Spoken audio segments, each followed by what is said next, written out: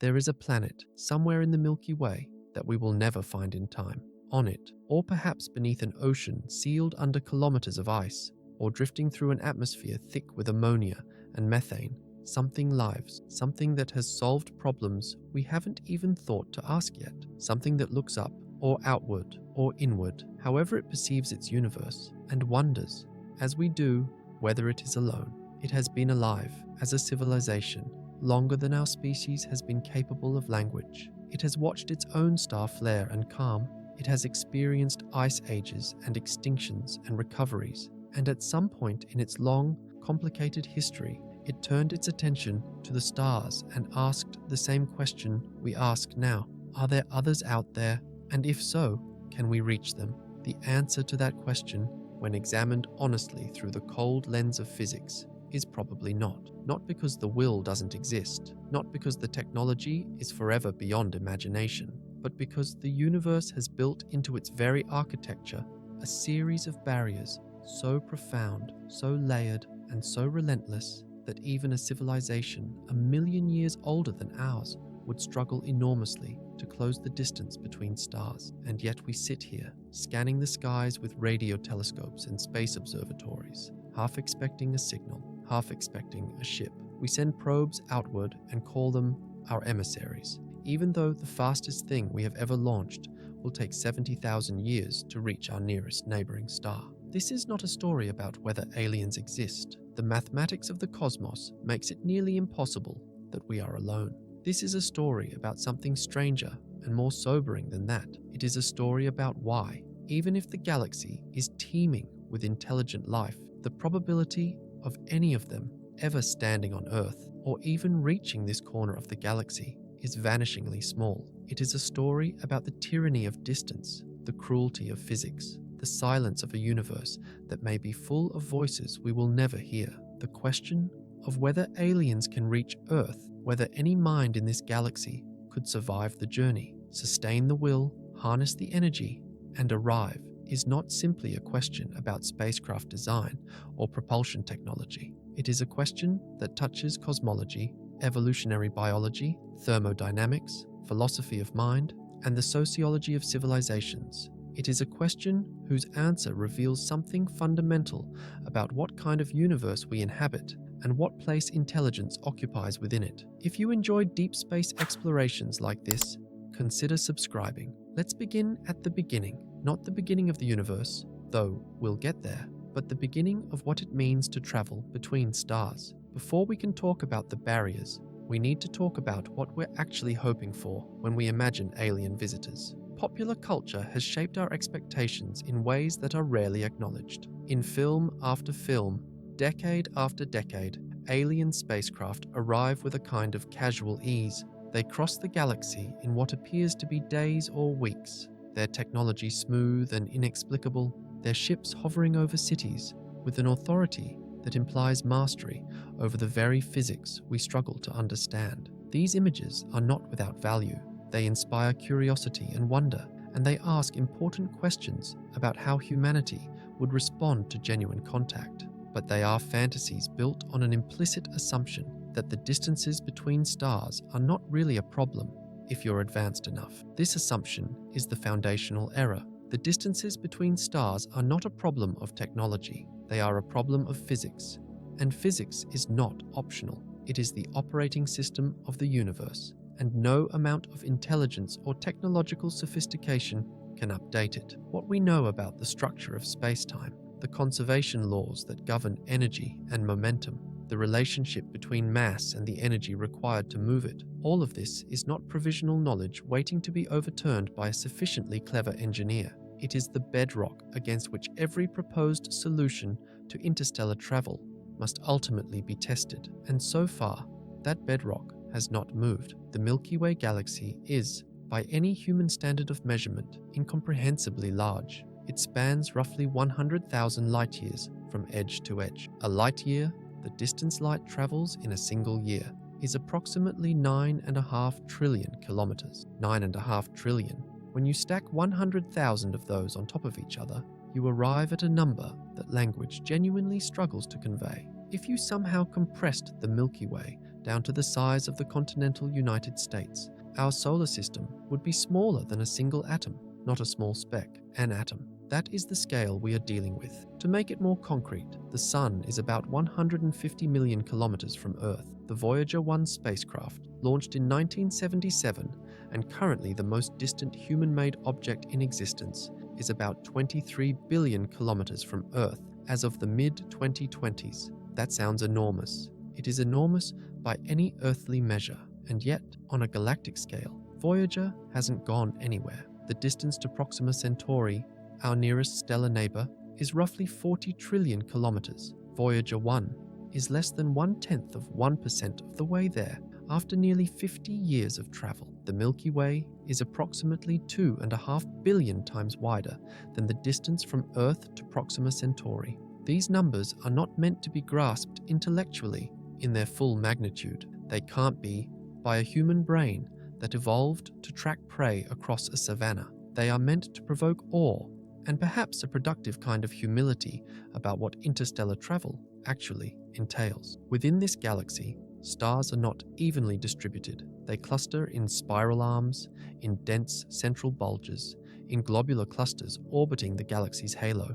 The average distance between stars in our part of the galaxy, the Orion Arm, a relatively sparse region, is about 4 to 5 light-years. Our closest stellar neighbor, Proxima Centauri, sits about 4.2 light-years away. That's roughly 40 trillion kilometers. The New Horizons spacecraft, which flew past Pluto and became the fastest human-made object in history at the time of its launch, travels at about 58,000 kilometers per hour. At that speed, it would take approximately 78,000 years to reach Proxima Centauri. To put that in perspective, 78,000 years ago, modern humans had not yet fully migrated out of Africa. The cave paintings at Lascaux wouldn't exist for another 50,000 years. The concept of writing was 68,000 years in the future, and Proxima Centauri is our nearest neighbor. Now, extend that thinking to a civilization somewhere else in the galaxy, perhaps 20,000 light-years away, which is not even halfway across the Milky Way. To travel that distance at New Horizons, speed would take not thousands, but hundreds of millions of years. The entire evolutionary history of complex life on Earth spans roughly 500 million years, so traveling from one side of the galaxy to the other at the fastest speed humans have ever achieved would take longer than it took for fish to evolve, colonize the land, diversify into reptiles and mammals and primates, and eventually into creatures that could contemplate the journey in the first place. This is the first wall, and it is made of pure, unyielding distance. It is worth pausing here to fully appreciate what distance means at these scales, beyond just the large numbers. Distance in space is not like distance on Earth, where you can always build a road, find a shortcut, or wait for transport technology to improve and shrink the travel time. In space, there is nothing to push against, nothing to grip, no medium through which you can transmit energy from an external source into your vehicle. You are entirely self-contained, entirely reliant on what you brought with you, entirely dependent on physics to cooperate. And physics, as we shall see repeatedly, cooperates only to a point. But let's be generous. Let's assume an alien civilization, driven by millions of years of technological advancement, has solved the basic problem of slow chemical rockets. Let's give them something extraordinary, a spacecraft capable of traveling at 1% of the speed of light. That's a wildly optimistic figure. No human technology comes close to it, but it's a useful thought experiment. At 1%, the speed of light, a ship could reach Proxima Centauri in about 420 years. That's long, but conceivably within the lifespan of a multi-generational mission.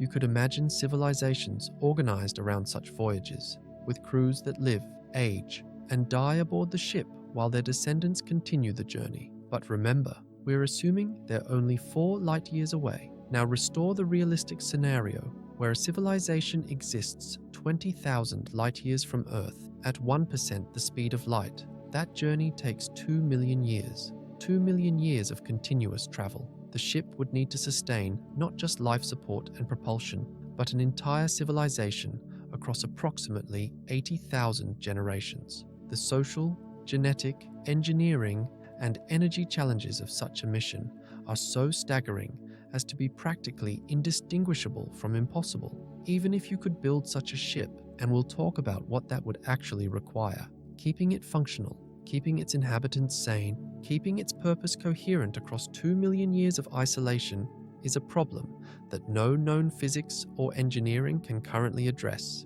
And still, and this is the part that often gets glossed over, even 2 million years at 1% of light speed assumes the ship never needs to decelerate to actually stop at a destination, to enter orbit, to land. The ship would need to burn just as much fuel decelerating as it did accelerating, which means the energy budget doubles at minimum. And the fuel problem, as we'll come to understand, is one of the most devastating constraints in all of interstellar travel. Rockets work by throwing mass in one direction to move the vehicle in the other. The Tsiolkovsky rocket equation, derived in 1903 by the Russian mathematician Konstantin Tsiolkovsky, it describes the relationship between a rocket's velocity, its exhaust speed, and the ratio of its initial mass to its final mass. What the equation tells us, in blunt terms, is that as you increase the desired velocity, the required fuel mass increases exponentially, not linearly,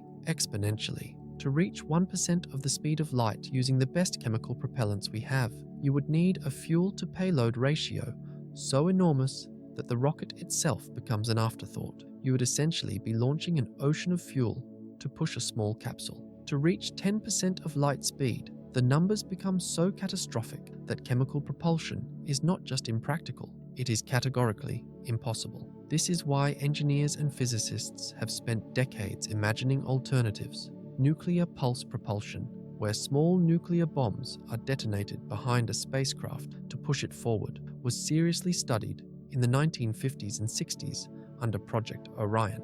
The concept was scientifically sound. A ship accelerated by nuclear explosions could theoretically reach several percent of light speed, but the engineering challenges were extraordinary. The political obstacles were immense. The Partial Nuclear Test Ban Treaty of 1963 effectively killed it, and even if all of that had been resolved, the ship would have required millions of nuclear warheads to make an interstellar journey. The logistics of manufacturing and carrying that many bombs across the void of space introduced their own cascade of impossibilities. Nuclear fusion propulsion is more elegant. Instead of bombs, a fusion drive would continuously fuse hydrogen isotopes and direct the exhaust to generate thrust. It is, in theory, far more efficient than chemical rockets. The Daedalus Project, a study conducted by the British Interplanetary Society in the 1970s, proposed a fusion-powered spacecraft that could reach Barnard's star, about 6 light-years away, in approximately 50 years. The design was impressive in its detail, but it required 50,000 metric tons of helium, 3 fuel, a substance almost non-existent on Earth. The proposed solution was to mine it from Jupiter's atmosphere. Even setting aside the engineering fantasy of mining gas giants, the proposed ship was the size of the Empire State Building and had to be assembled entirely in space. It has never been built, it may never be built, and even if it were, 50 years to the nearest handful of stars does nothing to address civilizations tens of thousands of light years away. A follow-up study called Project Icarus, also run by the British Interplanetary Society, spent years in the 2000s trying to improve on the Daedalus design to make it lighter, more versatile, capable of actually entering orbit at its destination rather than flying past. The Icarus team discovered something important. The problems didn't get easier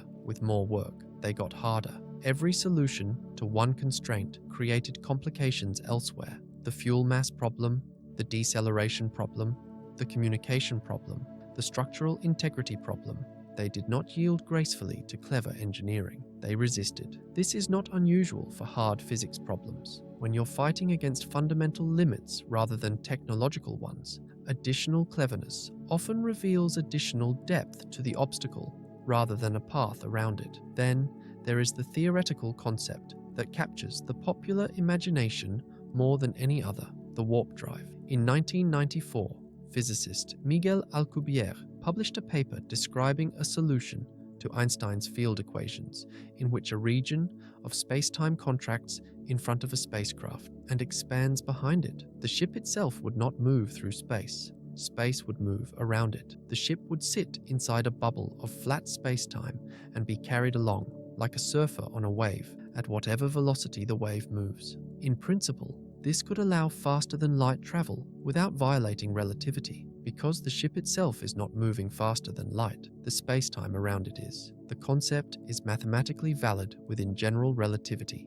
The problem is the energy requirement. Alcubierre's original calculation found that powering the warp bubble would require an amount of exotic negative energy equivalent to the mass energy of the planet Jupiter, or, in some calculations, the observable universe. More recent reformulations of the metric have reduced the energy requirement dramatically, but exotic matter with negative energy density has never been observed to exist in the quantities needed, and it may not exist at all in the forms the theory requires. The Alcubierre drive remains, for now, a fascinating mathematical object with no known physical implementation. It is not a blueprint. It is a dream articulated in tensor calculus. There is also a deeper problem with the Alcubierre metric that is less often discussed: causality. A true faster-than-light drive, if it functioned, would allow for violations of causality, the ability to travel backward in time in some reference frames. This is not merely philosophically uncomfortable. It suggests that the laws of physics may contain built-in prohibitions against such constructions, even if they appear mathematically valid. Stephen Hawking famously proposed what he called the chronology protection conjecture, the idea that the laws of physics conspire to prevent time travel, and by extension, any faster-than-light communication or travel. We don't have a proof of this conjecture, but the fact that every proposed FTL mechanism seems to lead to causality paradoxes is suggestive that the universe may have closed this door at a level deeper than our current equations can reveal. Similarly, wormholes, theoretical tunnels through space-time connecting distant points, appear as valid solutions to Einstein's equations. They were first described mathematically by Einstein and Rosen in 1935, which is why they're sometimes called Einstein-Rosen bridges. But natural wormholes, if they exist, would almost certainly be microscopic,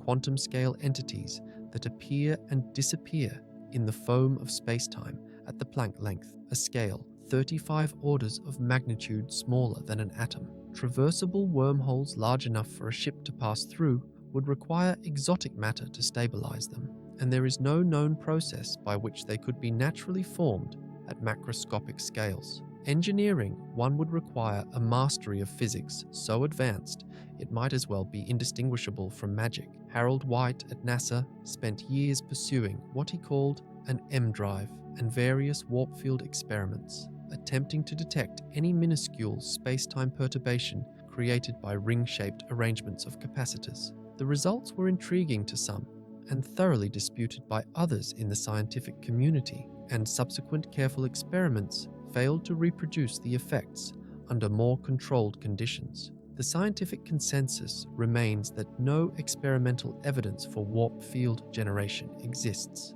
This matters because it suggests that even well-funded researchers with institutional support, working at the frontier of the relevant physics, cannot currently generate so much as a measurable perturbation of spacetime by artificial means, let alone a bubble capable of carrying a spaceship. So, we've eliminated chemical propulsion as a practical option for interstellar travel at meaningful speeds. We've noted the extraordinary difficulty of nuclear propulsion. We've acknowledged that warp drives and wormholes remain in the realm of theoretical possibility at best, fantasy at worst. What does that leave? There is one concept that physicists take genuinely seriously, at least for probe-scale missions: the light sail. A light sail spacecraft uses radiation pressure, the gentle push of photons, to accelerate. It carries no propellant. Instead, a powerful laser on Earth or in orbit would shine on an enormous reflective sail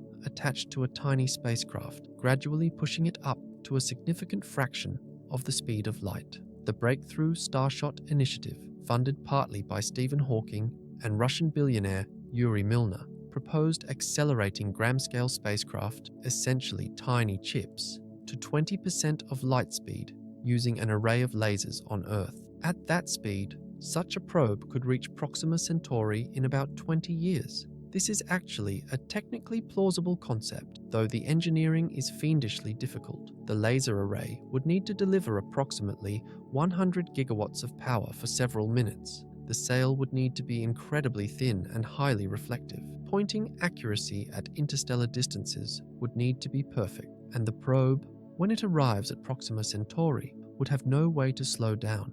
It would zip through the system in hours, barely capturing data before speeding off into the void beyond. It could not carry passengers. It could carry nothing heavier than a few grams. It is not a vehicle for civilization. It is a message in a bottle, flung at 20% of light speed into the dark. But even if an alien civilization had something like light sails, even if they had somehow developed a laser propulsion system capable of launching crewed vehicles at a significant fraction of light speed, the problem of deceleration remains. How do you slow down something moving at 20 or 30% of light speed when you arrive at your destination? If you're launching from another star system, there's no laser at the destination to push back against you.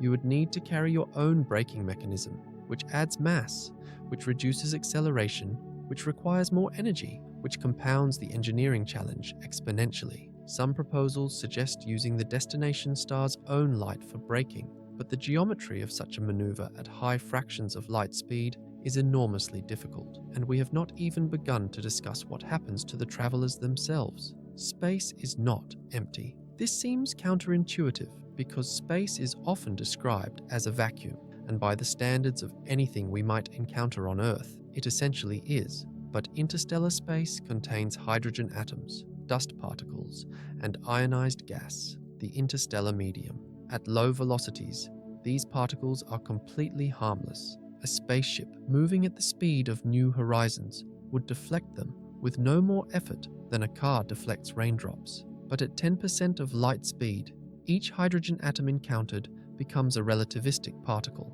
At that velocity, individual atoms carry significant kinetic energy when they strike the ship's hull. The leading edge of a spacecraft moving at relativistic speed would be subjected to a continuous bombardment of radiation and particle impacts equivalent in their effect to being inside a particle accelerator. The hull material would erode. Crew members would receive lethal doses of radiation. Shielding against this effect at high fractions of light speed requires either enormous, impossibly thick physical shields or some kind of magnetic deflection system, which itself requires power and generates its own engineering complications. The numbers here are genuinely alarming. A hydrogen atom hit at 10% of light speed carries roughly the energy of a fast-moving rifle bullet per gram of material encountered. At 30% of light speed, you're in the range of high-energy cosmic ray particles that punch right through conventional shielding.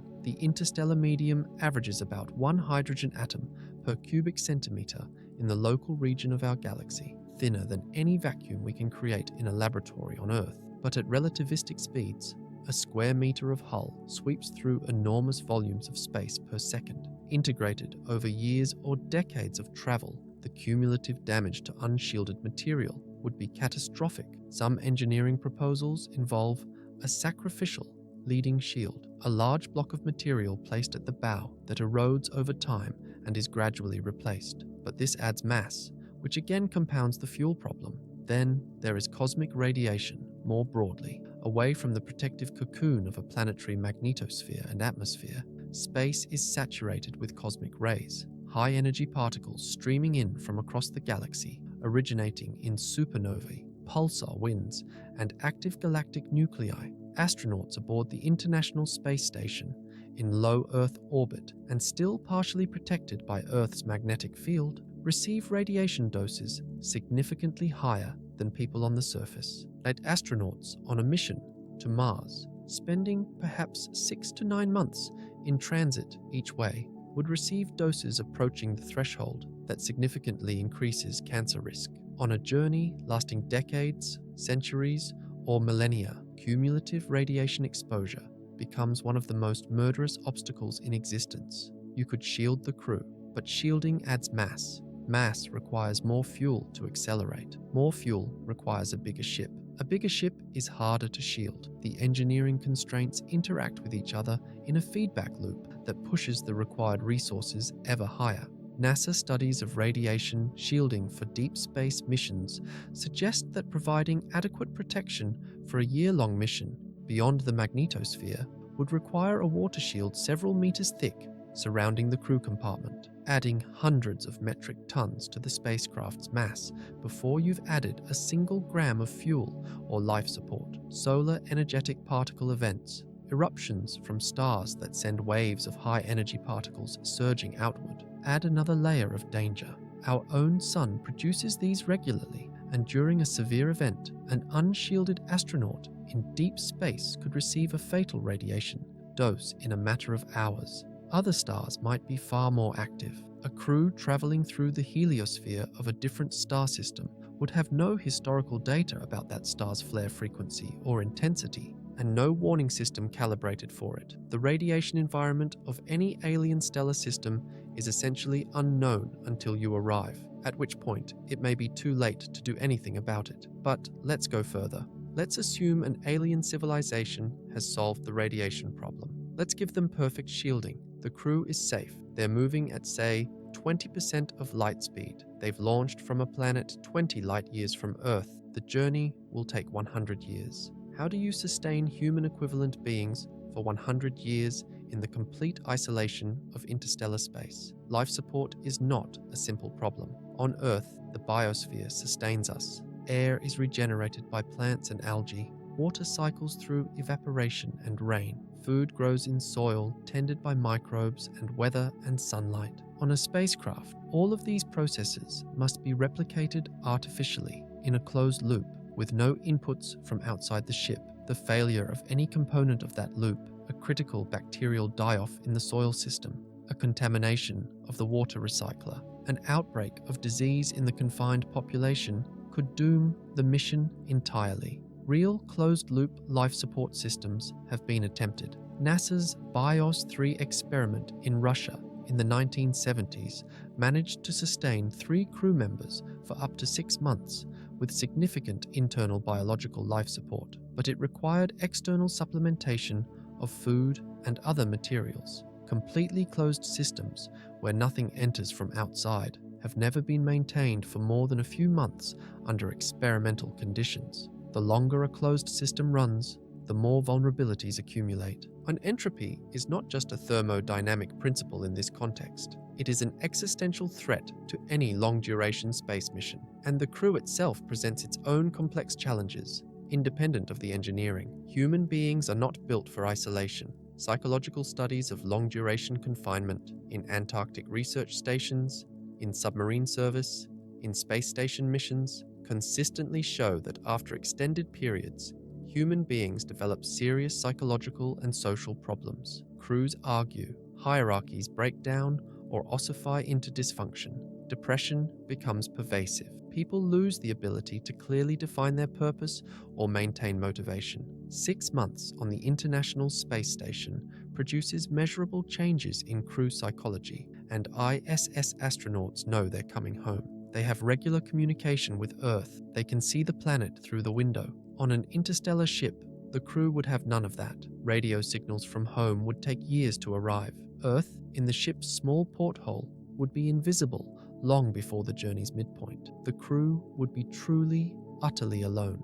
Not in the poetic sense that writers use when describing loneliness, but in the most absolute physical sense the cosmos can impose. The second generation born on the ship would have never known a planet. Their entire reality would be the interior of a vessel. The sociological and psychological implications of that, of raising children in a closed metal world, of defining identity and purpose and governance for people who have never seen an open sky, are so complex and so unexplored that we genuinely don't know whether it's compatible with maintaining the mission integrity across multiple generations. Consider what happens to culture in isolation over centuries. Languages change. In the 500 years since Shakespeare, English has transformed so significantly that students today require glossaries and annotations to read his work fluently. Over 1,000 years of isolation, the language aboard a generation ship might become unrecognizable to anyone from the civilization that launched the mission. Along with language, values shift. What seems self-evidently important to a 21st century space agency might seem arbitrary or incomprehensible to a society 10 generations removed. The mission that seemed vital to the founders might seem like an ancestral obsession to descendants who have never known anything but the ship itself, who have built their entire culture and identity around the vessel, and who might not feel any particular obligation to land on some distant planet their great-great-great-grandparents decided was worth visiting. There is a philosophical problem here that ethicists have begun to take seriously in the context of proposed generation ships. The right of children who are born into the mission, who never consented to it, to refuse to participate in it. If you are born on a ship designed to travel for 1,000 years to a distant star, and you want to turn around, and there is no way to turn around, because the fuel was used up in acceleration and deceleration is reserved for arrival. Are you a prisoner? Is the mission a form of intergenerational coercion? These are not merely abstract ethical puzzles. They are practical concerns because a crew that does not want to be there is not a reliable crew.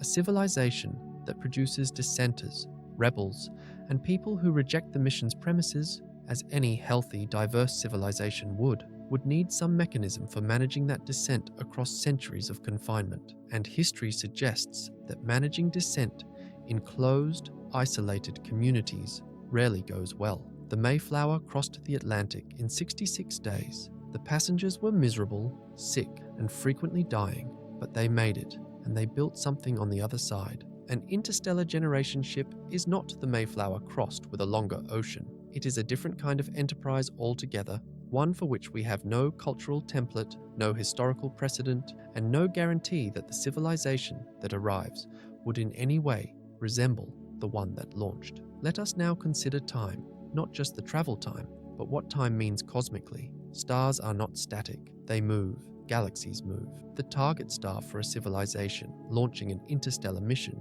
would be in a different position when the ship arrived than when it departed. At interstellar distances, this stellar proper motion must be accounted for with extraordinary precision. The navigation mathematics involved in pointing a ship at a moving target light years away and arriving within, say, 1,000,000 kilometers of the correct destination, rather than missing it by several light years, is a genuinely hard problem, especially if the civilization doing the navigating has limited information about the target system's full orbital dynamics. Now add to this the fact that the civilization launching the mission would not live to see it arrive. If you launch a ship today toward a star 100 light years away, and the ship travels at 1% of light speed, it will arrive in 10,000 years. The civilization that launched it will be unrecognizable by then, or extinct. The mission would need to carry within itself not just its current purpose and values, but a complete cultural continuity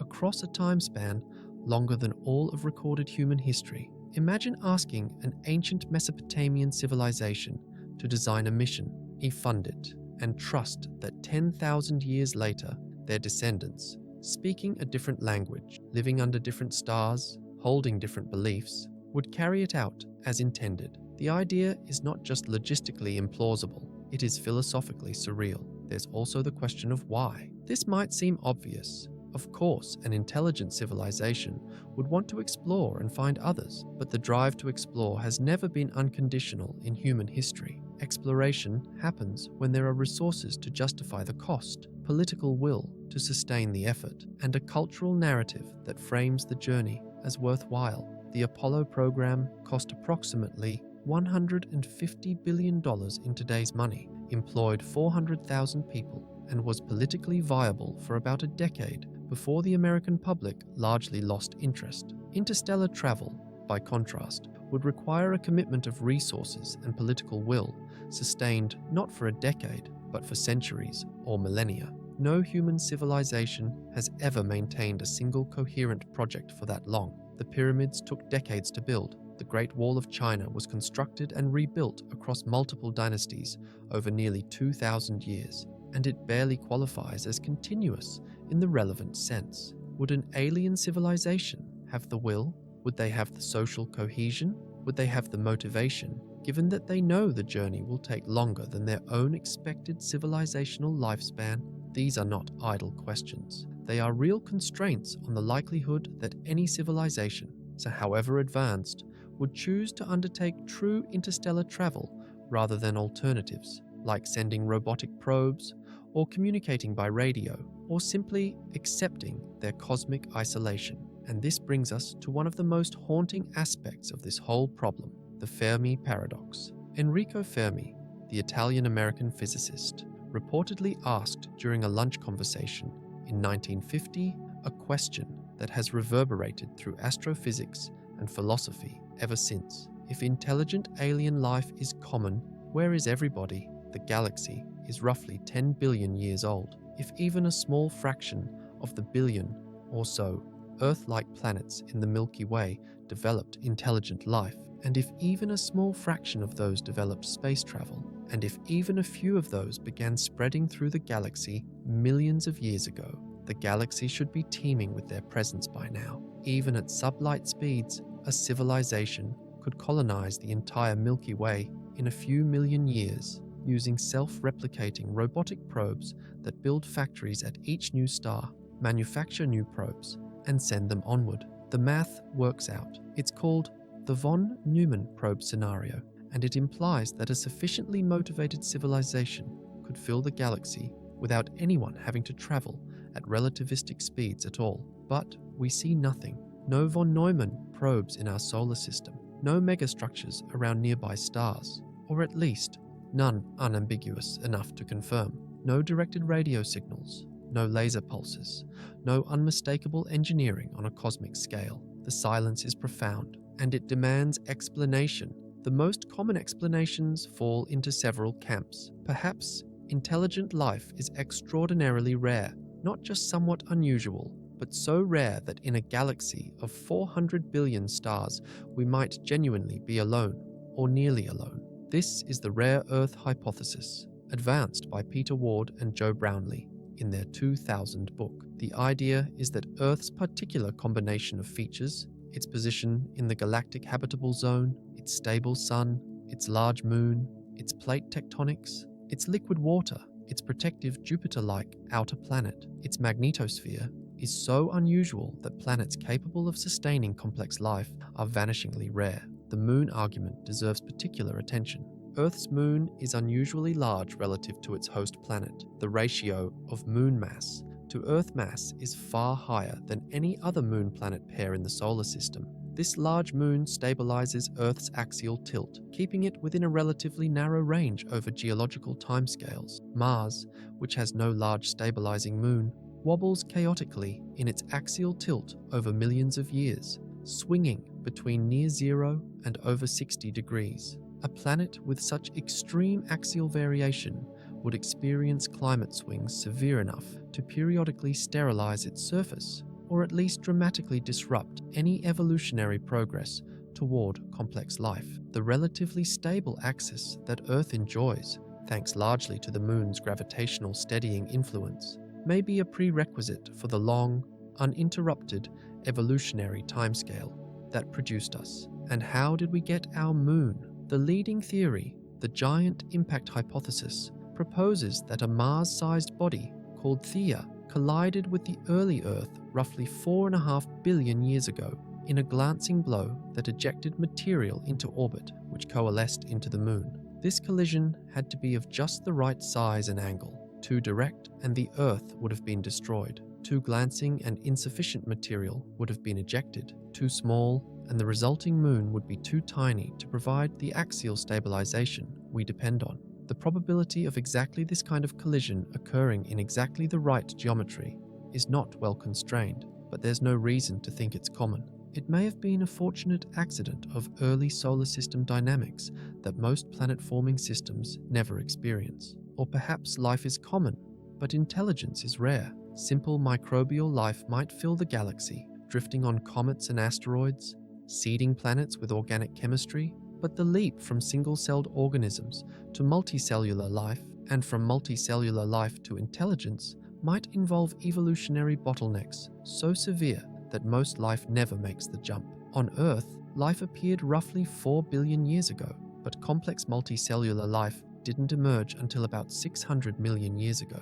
Intelligence, in our particular form, appeared in the last 500,000 years. The entire span of human-level cognition represents about 1/10,000th of Earth's biological history. That is an astonishingly narrow window. There's also a subtler point here about the nature of intelligence as an evolutionary strategy. Intelligence as we experience it, abstract reasoning, language, tool use, planning across long-time horizons, is extraordinarily metabolically expensive. The human brain consumes about 20% of our body's energy budget, despite representing only about 2% of our mass. It requires an enormous support infrastructure of complex digestive systems, long childhood development periods, and sophisticated social structures to sustain.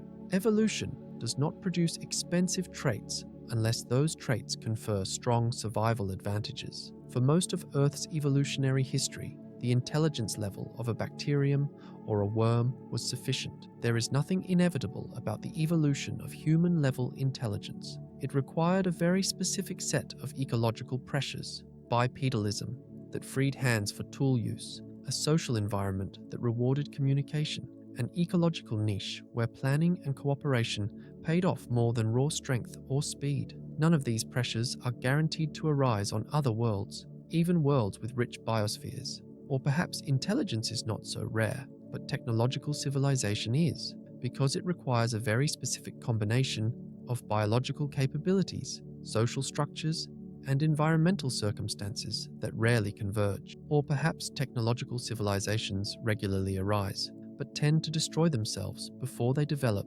interstellar capability. This is the dark forest theory popularized by Chinese science fiction author Liu Cixin, who proposed that civilizations in the galaxy have rationally concluded that revealing themselves is too dangerous, and so they all hide, creating the silence we observe. It's a dark and compelling framework, but it rests on assumptions about the universality of resource scarcity and predatory logic that may not hold across all possible biologies and psychologies. Or, and this is the possibility that should most disturb us, there is a great filter, something that nearly all civilizations encounter in their development that destroys them or permanently caps their expansion.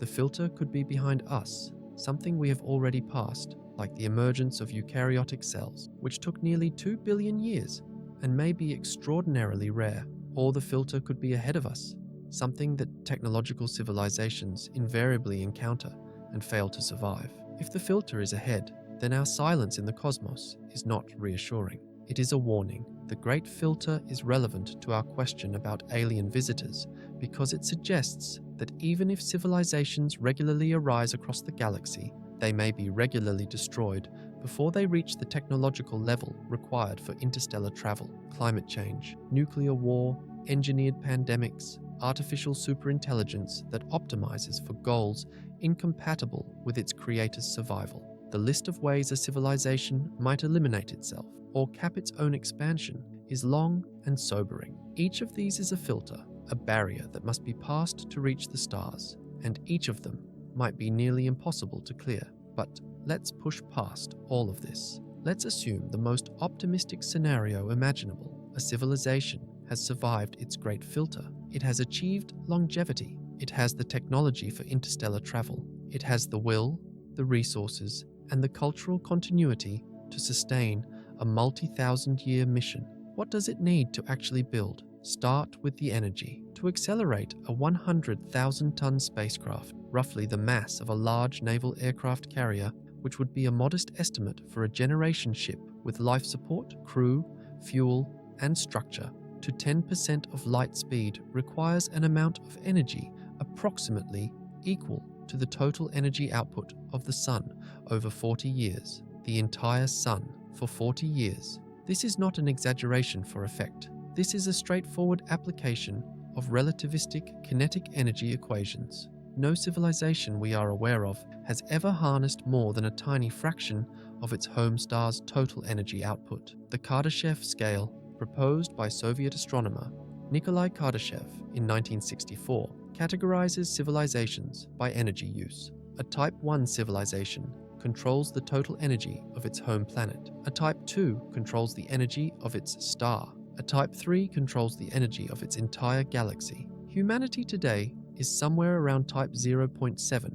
We use a significant fraction of Earth's resources, but we haven't even mastered planetary-scale energy collection. Interstellar travel requires, at minimum, a low Type 2 civilization. Building a Dyson sphere, a megastructure that captures all of a star's energy, is theoretically possible, but remains entirely beyond current human engineering, requiring a disassembly of planetary material and a construction project on a scale we have never attempted. Freeman Dyson, who first proposed the concept in 1960, acknowledged that such a structure would require dismantling an entire planet like Mercury to obtain building material and manufacturing a spherical shell around the Sun at roughly Earth's orbital distance. The sheer scale of the engineering, moving planets, processing planetary mass quantities of material, installing solar collection infrastructure across millions of square kilometers, would require not just advanced technology, but a fundamental reorganization of a civilization's industrial capacity on a scale we can barely conceptualize. We have never built anything larger than a few kilometers. A Dyson sphere would need to span 300 million kilometers in diameter. The jump between these scales is not a matter of engineering refinement. It is a categorical transformation, and the timeline to reach Type 2 civilization status is deeply uncertain. Some projections based on current energy growth trajectories suggest humanity could reach Type 1 status in perhaps a few hundred years if we continue to develop renewable and nuclear energy aggressively. Type 2 might take a few thousand years beyond that, assuming sustained growth and no civilizational collapse. But a few thousand years is nothing on cosmic timescales, and the path is not guaranteed. Energy growth requires resource extraction, which creates environmental pressures. Environmental pressures create political instability. Political instability can derail long-term projects. The road to Type 2 is not a smooth curve. It is a gauntlet. Even assuming a Type 2 civilization, the mass ratio problem doesn't go away. Fueling a large ship to relativistic speeds using any known propulsion method still requires hauling along an almost incomprehensible amount of propellant. Proposed solutions include collecting hydrogen from interstellar space as you go. The Bussard ramjet concept, proposed in 1960, a ship with a magnetic scoop hundreds of kilometers wide, could, in theory, gather interstellar hydrogen and fuse it to power the drive. It's an elegant idea, but subsequent analysis revealed that the drag from scooping hydrogen in the thin interstellar medium would likely exceed the thrust produced by fusing it, making the ramjet impractical as originally conceived. Variants have been proposed that address this, but none have been conclusively shown to work at the energies required, so the fuel problem remains one of the most devastating technical barriers to interstellar travel. It doesn't go away with cleverness. It is embedded in the physics itself. Now let us think about the timeline problem from a different angle, one that is less discussed, but equally significant. The universe is old. Our solar system is about 4.5 billion years old. The Milky Way is about 10 billion years old. But the universe itself is 13.8 billion years old, and the first stars formed just a few hundred million years after the Big Bang. Those early stars were massive, hot, and short-lived, burning through their fuel in millions rather than billions of years. More importantly, they were made almost entirely of hydrogen and helium, the only elements produced in the Big Bang. They contained no carbon, no oxygen, no nitrogen, no iron. They contained no building blocks for rocky planets or complex chemistry. When those first massive stars exploded as supernovae, they seeded the universe with heavier elements for the first time. Over billions of years, successive generations of stars formed from this gradually enriched interstellar medium, fusing progressively heavier elements and distributing them in their deaths. The heavy elements that make up Earth, the silicon of its rocks, the iron of its core, the carbon of its life, were forged in stars that died before our solar system was born. We are, as Carl Sagan observed, made of star stuff, but that star stuff took billions of years to accumulate. What this means is that for much of the universe's history, the conditions for complex life as we understand it didn't exist. Rocky, Earth-like planets simply weren't possible until several generations of stellar evolution had produced and distributed sufficient heavy elements. The earliest windows during which planets like Earth could have formed were perhaps only 2 or 3 billion years before our own planet appeared. That's not long on cosmic timescales, and it means that civilizations more than a few billion years ahead of us in development are simply cosmologically implausible. There wasn't enough time for them to have formed. This matters because it sets an upper bound on how advanced any alien civilization we might encounter could be. They might be a billion years ahead of us, in which case the technology gap is beyond imagination, or they might be roughly contemporary with us, within a few 100 million years in either direction, in which case they may not yet have developed interstellar capability. A billion-year head start is still less time than it took our own solar system to form after the Big Bang. The universe is old, but structured complexity is younger than we sometimes assume. There is also a spatial argument worth considering. The galaxy is enormous, but it is not uniform. The galactic center is denser in stars and therefore potentially richer in planetary systems, but it's also exposed to higher rates of radiation from the supermassive black hole at the core, from frequent supernovae, from gravitational disturbances, from densely packed stars. The galactic habitable zone, the region where planetary systems can form and persist long enough for complex life to develop, is thought to be an annular region in the middle of the galaxy's disk, away from both the dangerous center and the sparse, metal-poor outer edges. Our solar system sits comfortably within this zone. A civilization also in this zone, but on the opposite side of the galaxy, is still roughly 80,000 light-years away. To cross that distance at any reasonable fraction of light speed takes millions of years. Even if that civilization launched a fleet of generation ships or von Neumann probes thousands of years ago, they would not have reached Earth yet. The galactic habitable zone is also home to the highest concentration of civilizations, if civilizations exist at all, which means the competition for resources and the complexity of the navigational problem is maximized in exactly the region where travel distances are longest. None of this is hypothetical in the abstract, removed sense. This is the actual geography of the galaxy we inhabit. These are the actual distances that separate whatever civilizations might exist from one another, and they are distances that resist even the most generous technological optimism. Before we move on from the question of civilizational motivation and capacity, there is one more dimension worth examining carefully: the Drake equation and what it actually tells us. Frank Drake, in 1961, proposed a simple mathematical formula to estimate the number of communicative civilizations in the Milky Way at any given time. The equation multiplies a series of factors: the rate of star formation, the fraction of stars with planets, the number of potentially habitable planets per system, the fraction where life actually develops, the fraction where intelligence develops, the fraction that becomes technologically communicative, and the average lifespan of such a civilization. Multiply all of these together, and you get an estimate of how many civilizations might be out there right now trying to communicate. When Drake first proposed the equation, almost all of the factors were pure guesses. Today, we have dramatically better data for the early factors. We know that star formation is common. We know that planets are essentially ubiquitous. The Kepler Space Telescope and subsequent missions have revealed that the average star has multiple planets, and rocky planets in the habitable zone are not rare. Some estimates suggest there could be tens of billions of potentially habitable worlds in the Milky Way alone. This is genuinely exciting. The raw material for life, in terms of planetary real estate, appears to be abundant, but the later factors in the Drake equation remain nearly as uncertain as they were in 1961.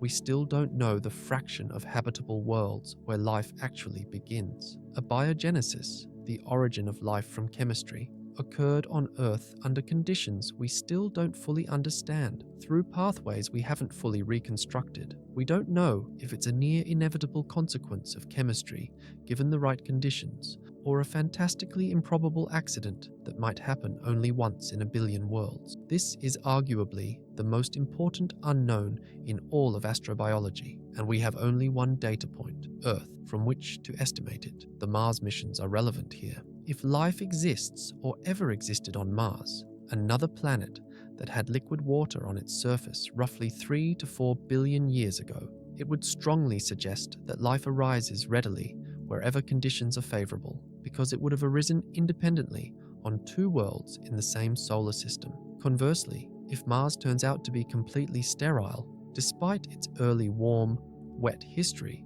it would suggest that abiogenesis is harder than we think. The answer may come within decades, as Mars sample return missions bring Martian material back to Earth for detailed analysis. The question of whether Mars once harbored life might be the most important scientific question our generation can answer. But even assuming life is common, the fraction of life-bearing worlds that develop intelligent, a technological civilization remains deeply uncertain. The factors that led to technological intelligence on Earth, bipedalism, opposable thumbs, a particular kind of social cognition, the availability of fireable clay for pottery, smeltable metals at accessible depths in the crust, seasons that drove agricultural innovation, are so specific and contingent that it's genuinely unclear how to estimate their probability elsewhere. And then there is the final factor in the Drake equation, the lifespan of a technological civilization.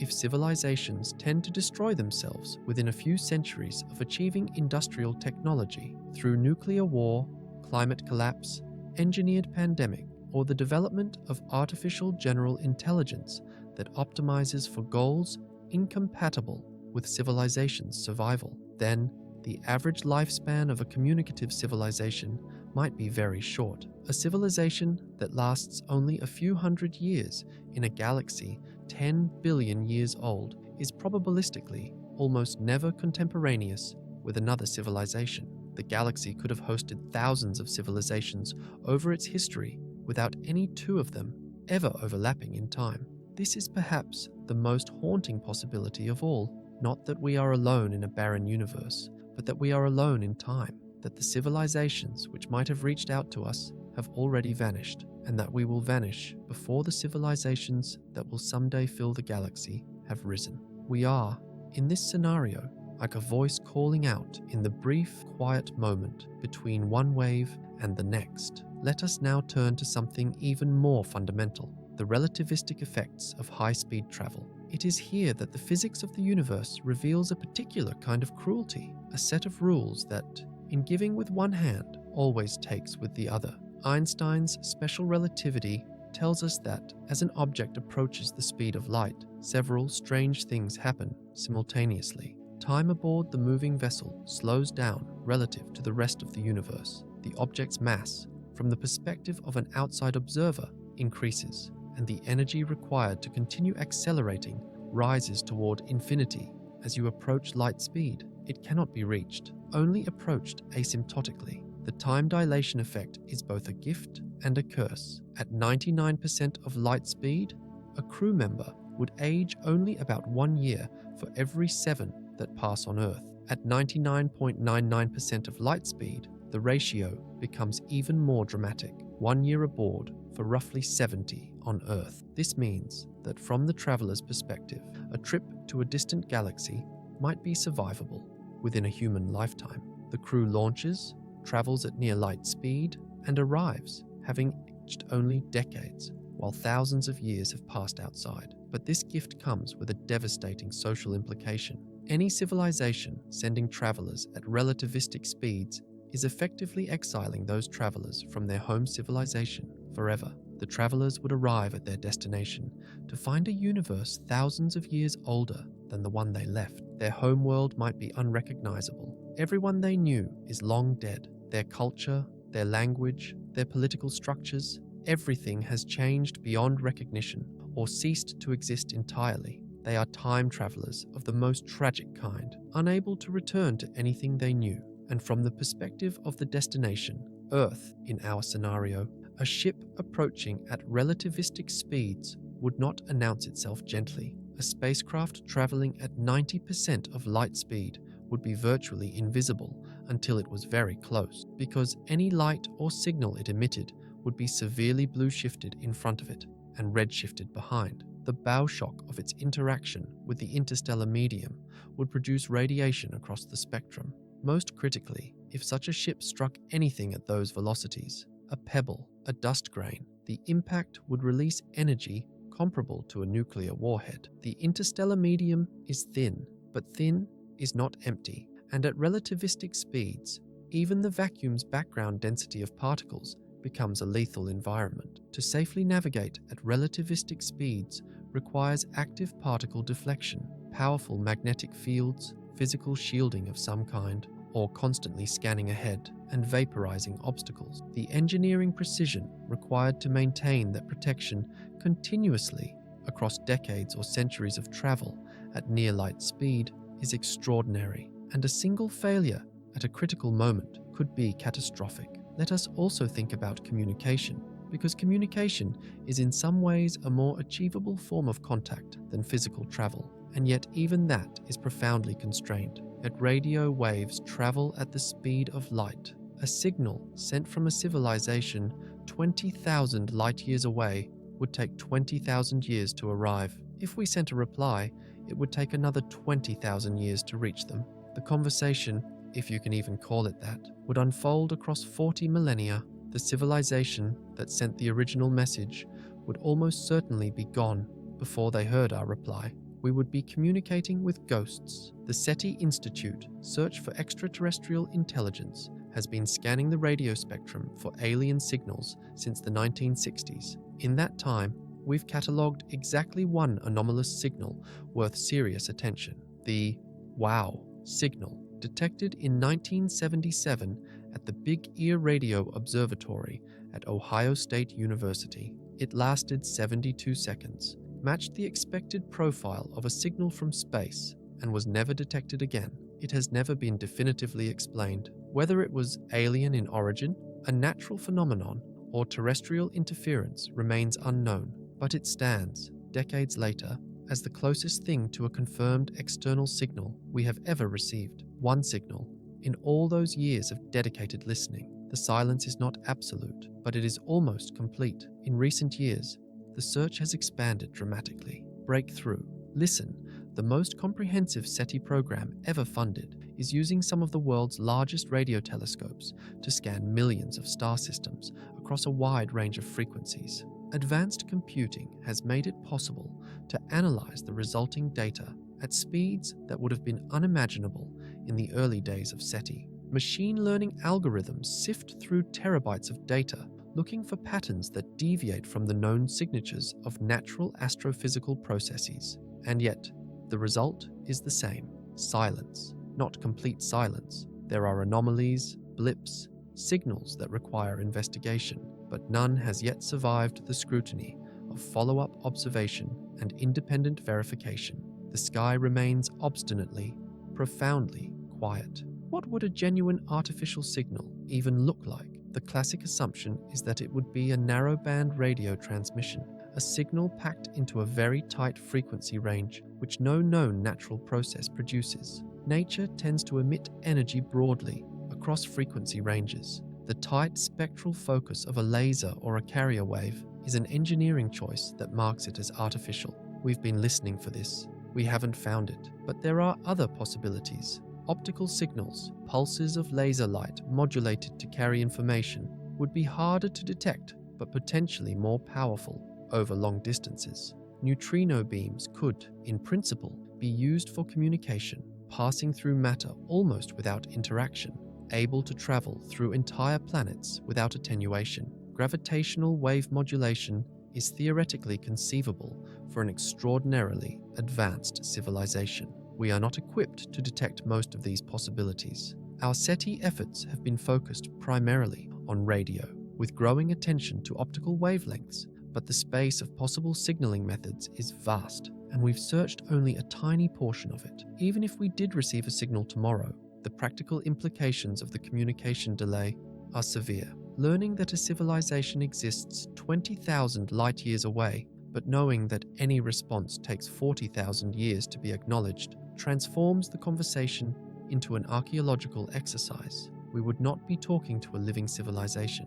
We would be reading their ancient history and deciding how to respond to it, knowing they might not exist anymore by the time our words reach them. There is something profoundly sad about this. The image of two civilizations reaching toward each other across a void so vast that their voices can never truly connect, only echo. Now, step back and think about all the layers we have discussed so far. We have the barrier of raw distance, measured in tens of thousands of light years. We have the barrier of fuel and energy, requiring resources on scales that strain the imagination of even the most optimistic futurists. We have the barrier of time, requiring either multi-generational voyages lasting millennia or relativistic journeys that exile travelers from their home civilization forever. We have the barrier of radiation and particle impacts, requiring shielding solutions that increase mass and compound the energy problem. We have the barrier of closed life support, requiring biological and engineering reliability sustained for centuries in perfect isolation. We have the barrier of psychology, requiring human or alien minds to remain functional, motivated, and socially coherent across timescales no civilization has ever sustained a single project. We have the barrier of technology readiness, requiring minimum Type 2 civilization capabilities that we estimate could take centuries or millennia for humanity to achieve. We have the potential barrier of the Great Filter, something that may eliminate civilizations before they reach the necessary technological level. And we have the barrier of the Fermi Paradox itself, the absence of evidence that despite all these barriers, any civilization has managed to overcome them. Each of these barriers, taken alone, is formidable. Taken together, they form a prison, not of malice or design, but of physics. The universe has not forbidden interstellar travel. It has merely made it so difficult, so expensive, and so time-consuming that the question of whether it ever actually happens, even for civilizations far older and more advanced than us, is genuinely open.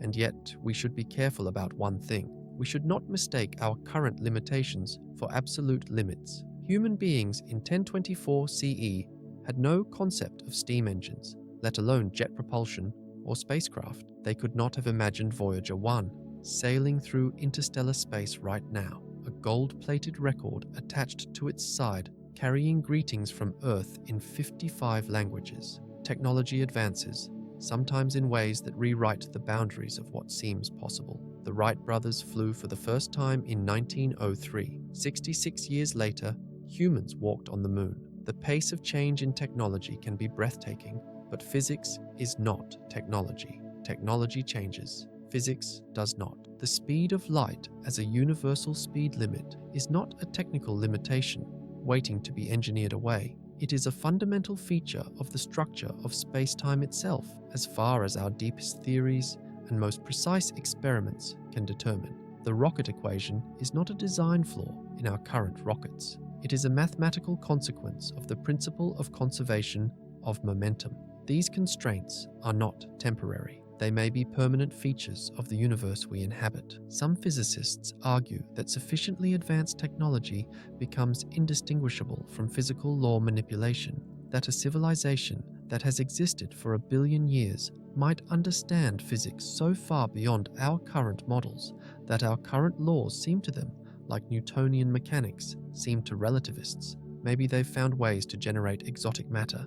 Maybe they've identified loopholes in space-time topology we haven't imagined. Maybe they've discovered physics that operates at scales or energies we can't currently probe. This is a real possibility, and intellectual honesty requires acknowledging it. We are not at the end of physics. We are, by any reasonable measure, at a very early stage of understanding the universe. Dark matter and dark energy, the dominant components of the cosmos, are unknown in their nature. Quantum gravity remains unresolved. The relationship between quantum mechanics and general relativity is still an open wound in fundamental physics. We may be missing something enormous, but we might be missing something is not a plan. It is a hope. And from the perspective of a civilization deciding right now whether to launch an interstellar mission using the physics they know, the barriers we've described are real and present. An alien civilization, working with the same fundamental physics we work with, faces the same barriers. If their physics is fundamentally different from ours in ways that make interstellar travel trivial,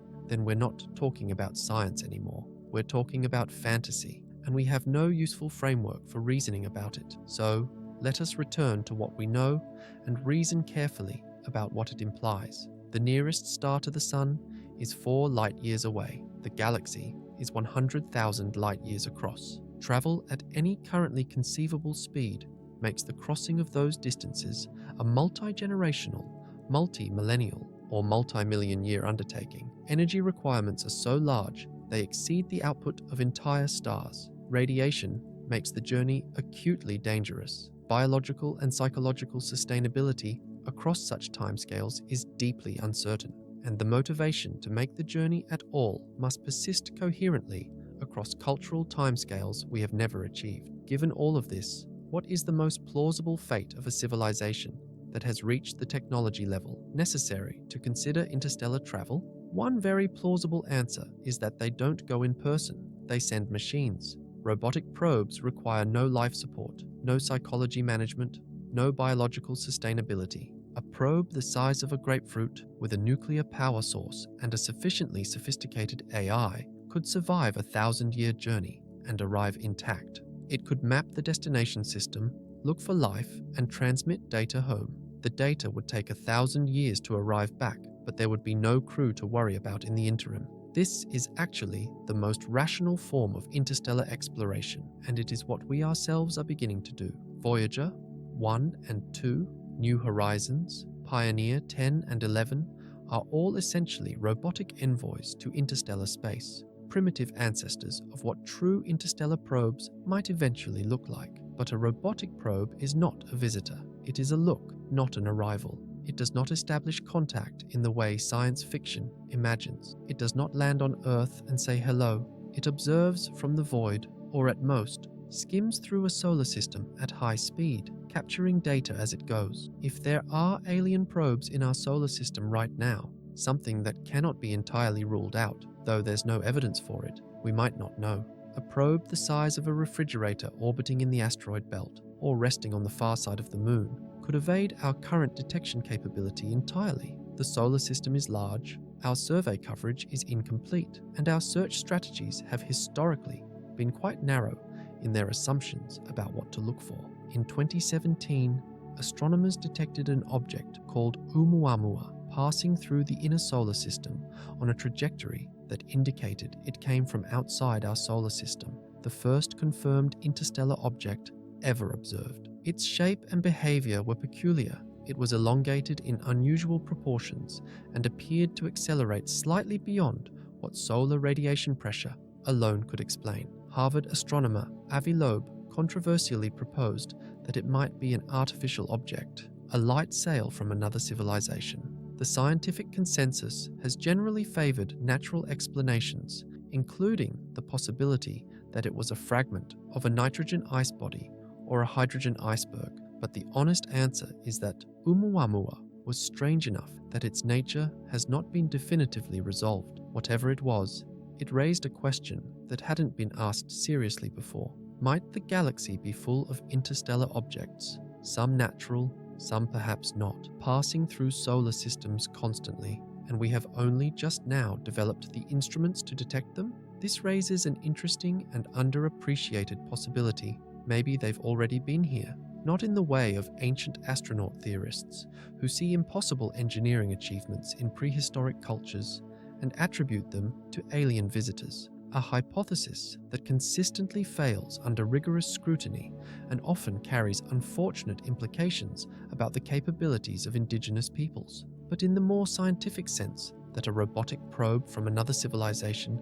could have passed through our solar system long ago, observed a world covered in simple life or no life at all, logged the data, and moved on. There would be no detectable signature, no artifact left behind, just an observation made from a distance by a machine that then continued on its path. The implications of this are strange and humbling. We might be observed and catalogued in some distant civilization's database without ever knowing it. Our existence might be a known fact in a corner of the galaxy, noted in records we will never access, by minds we will never contact. Or we might not be there at all, too small, too quiet, too brief in our electromagnetic signature to have warranted notice. We began emitting radio waves powerful enough to escape Earth's atmosphere in meaningful quantities only about 100 years ago. The sphere of our radio signature, the bubble of signals propagating outward from Earth at light speed, has a radius of roughly 100 light years. Within that bubble, there are a few thousand stars. Whether any of them harbor civilizations capable of detecting and interpreting our signals is unknown.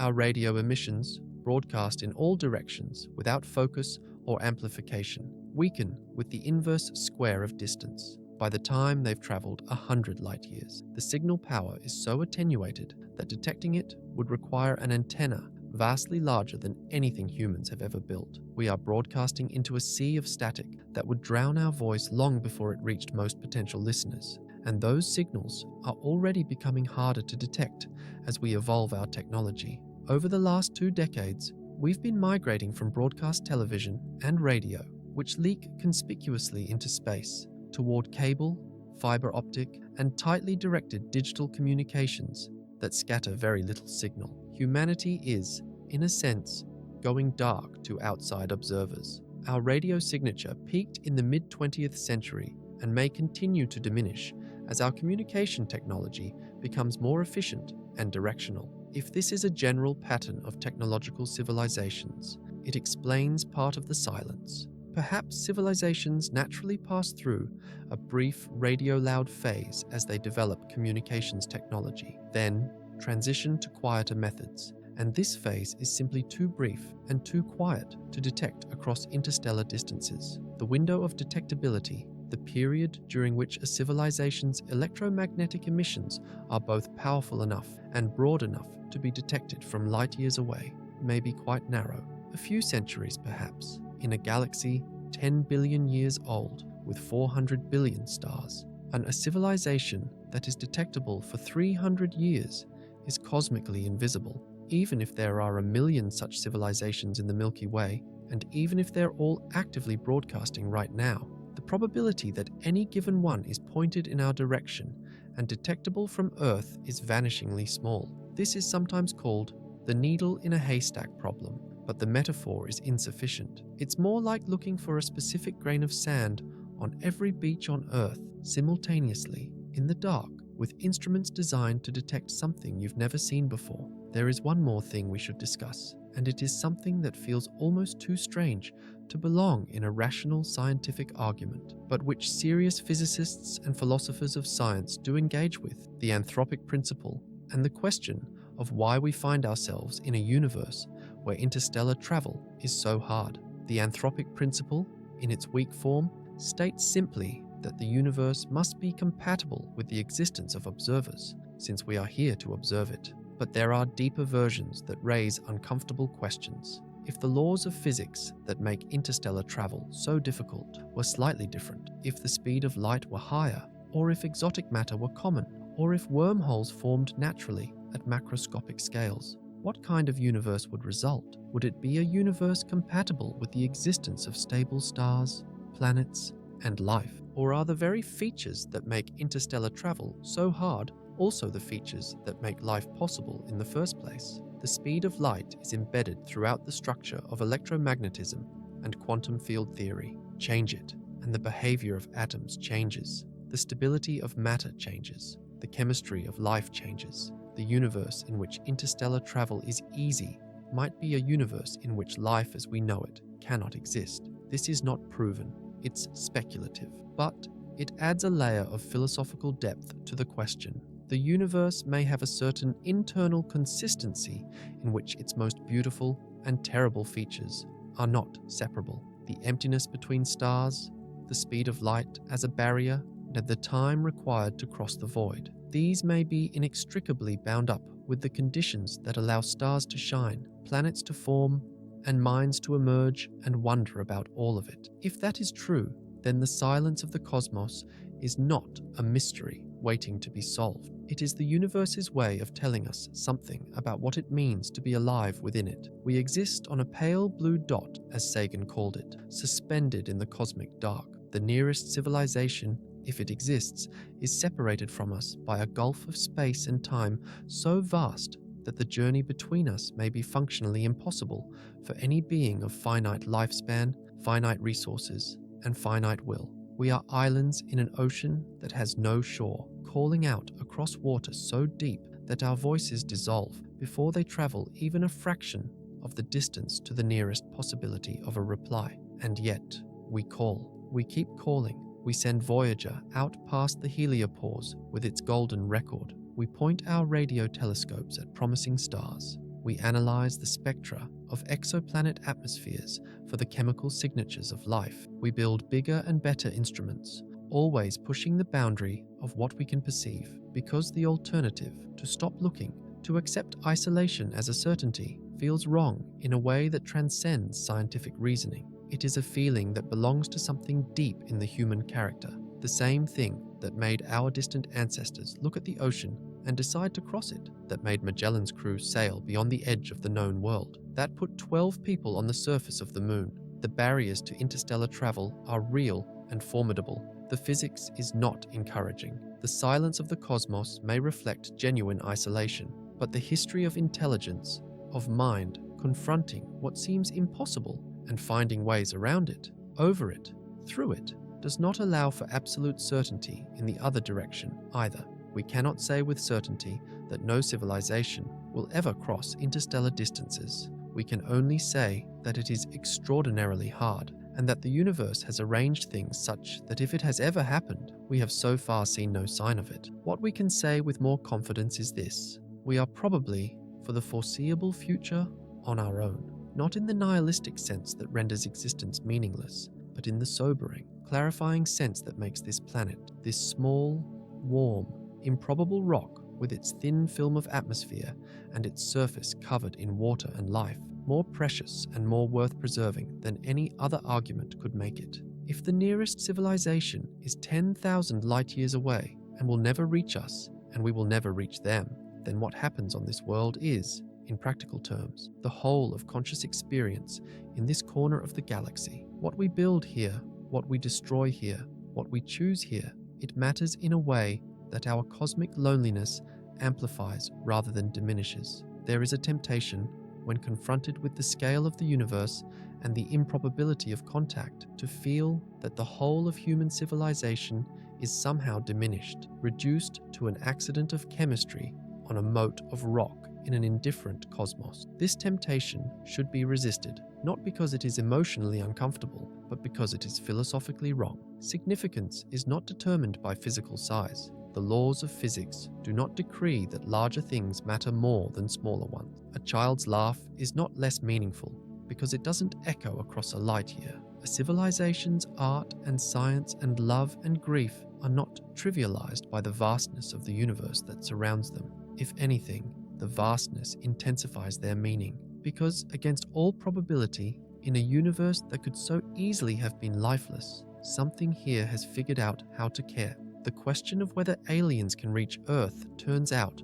on close examination, to be a window into some of the deepest questions we can ask about the nature of the universe and our place in it. It forces us to grapple honestly with scale, not the scale that makes us feel small, but the scale that makes us realize that size and distance are not the measure of significance. The most important things happening in this section of the Milky Way, as far as we can tell, are happening here, on this world, in the brains and hearts of beings who emerged from 4 billion years of evolution on a planet that coalesced from ancient stellar debris. And perhaps there is one more thing to say, something that doesn't fit neatly into the physics, but that is nonetheless true. The universe is not finished. It is 13.8 billion years old, but its stars will continue burning for hundreds of billions of years to come. The last stars, the dim red dwarfs that burn their fuel so slowly they can persist for trillions of years, have barely ignited. The universe's story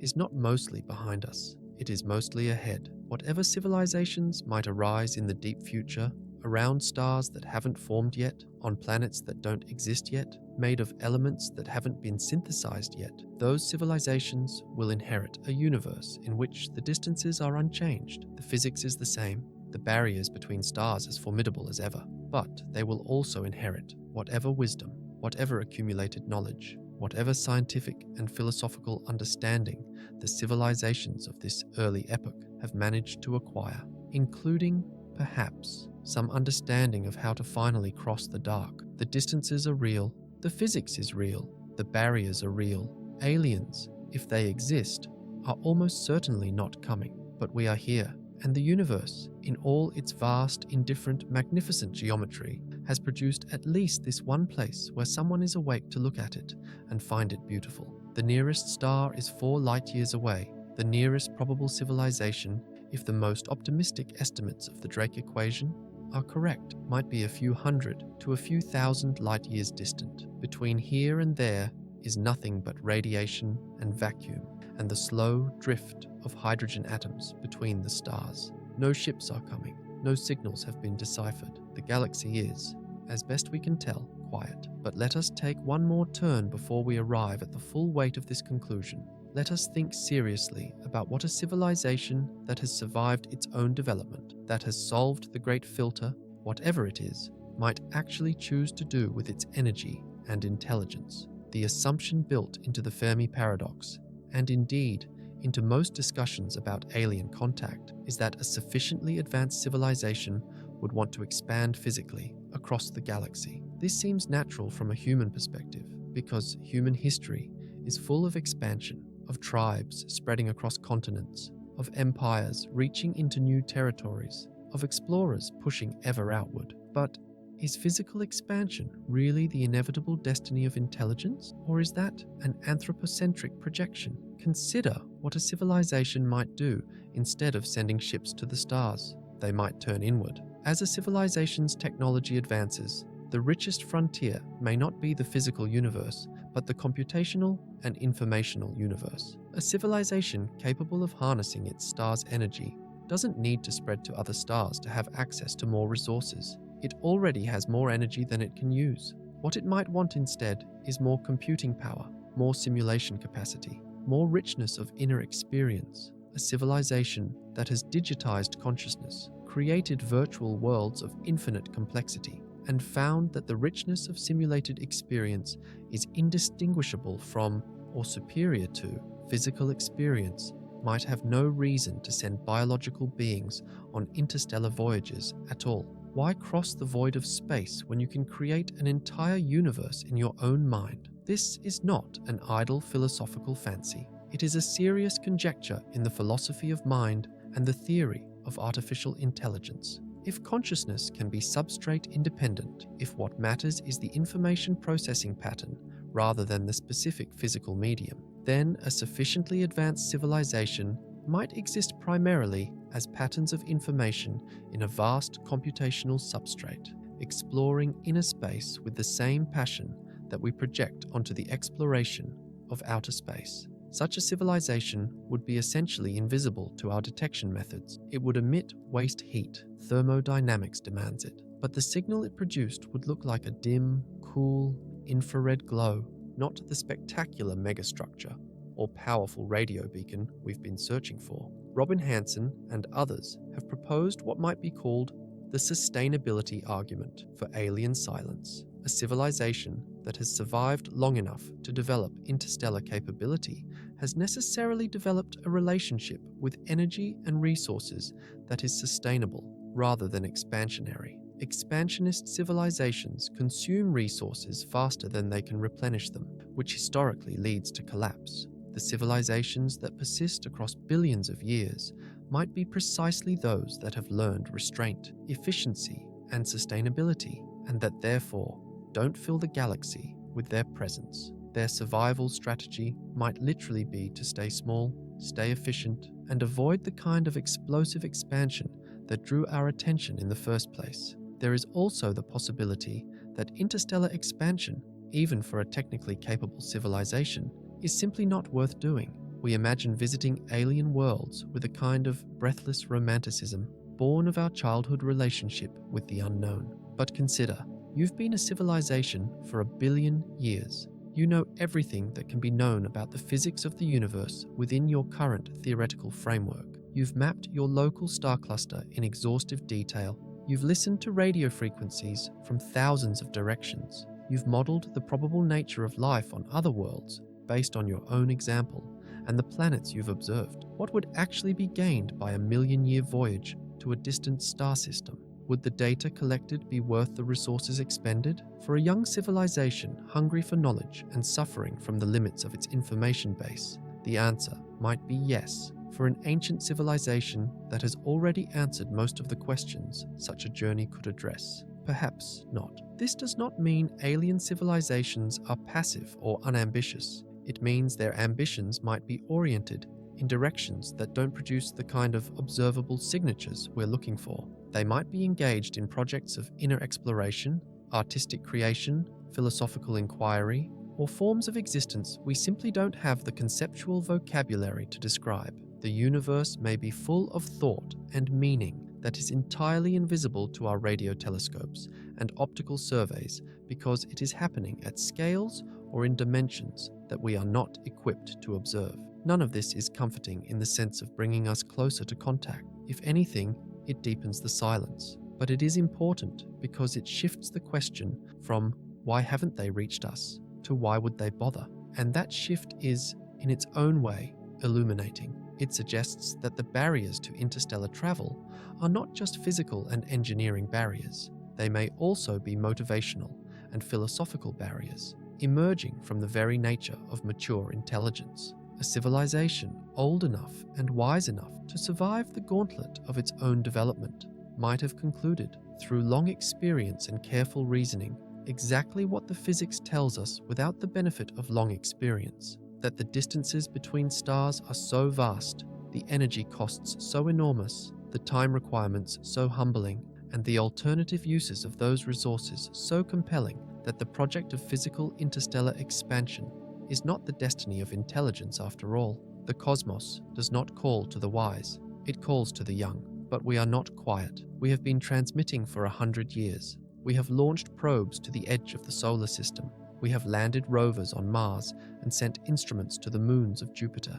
We are building telescopes that will one day read the atmospheric chemistry of planets dozens of light years away, looking for oxygen and methane and water, looking, ultimately, for something like us. Whether we find it or not, the search changes us. It forces us to think carefully about what intelligence means, what civilization means, what it means to exist on a single planet in a universe with hundreds of billions of galaxies, each containing hundreds of billions of stars. It forces us to think about what we want to be and what kind of legacy we want to leave, not for an alien visitor, but for the billions of years of cosmic time still remaining before our sun expands and the question of who was here becomes permanently unanswerable. The barriers to interstellar travel are immense. The silence of the cosmos may be permanent, but the fact that we are here, looking out at it all, astonished by its scale and its age